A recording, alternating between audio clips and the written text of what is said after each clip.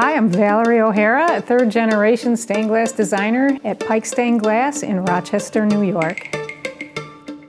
The studio was started in 1908 by my great-uncle, William Pike. He was the owner until about 1938, and then was taken over by my parents, who ran it until 1987, when I became owner, although I've been working in the studio since I was 12 years old. A stained glass window takes about 8 steps. Every stained glass window that you see started out as a watercolor painting done to scale, which is usually about 1 inch to a foot.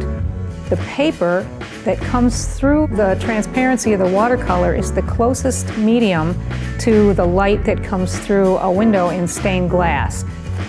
There are thousands of different shades of colors, very subtle, so you really can make a painting in glass. That design is blown up full size.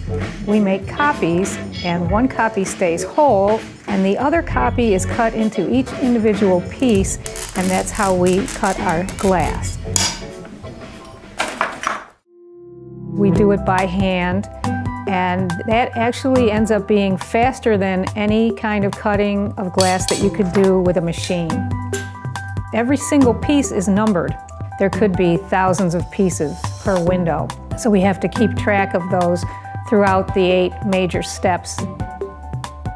When you have a design that requires details like faces, hands, lettering, or shading that you can't get with lead and glass alone, then you have to paint on the glass. And we use a vitreous paint that is exactly like ceramic paint. We are able to paint that on, but it has to be fired on. So if you have a face that requires line work, shading, maybe some eye color, you've got to do each one of those steps separately and fire them separately.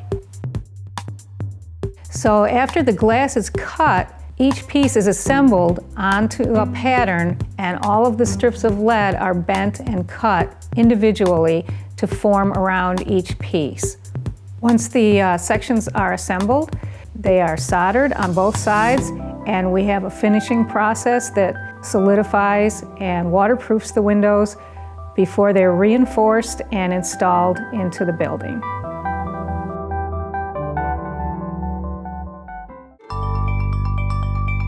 Stained glass is such an ancient art that the process has not changed much since the 12th century. And one of the only differences is that we have electricity for our soldering irons. It was just a real heaven to grow up where you've got enormous amounts of paints and paper to play with.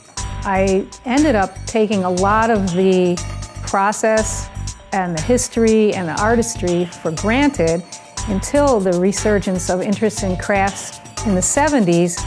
And being a part of that era, I had realized I had already had a lifetime of knowledge in the medium.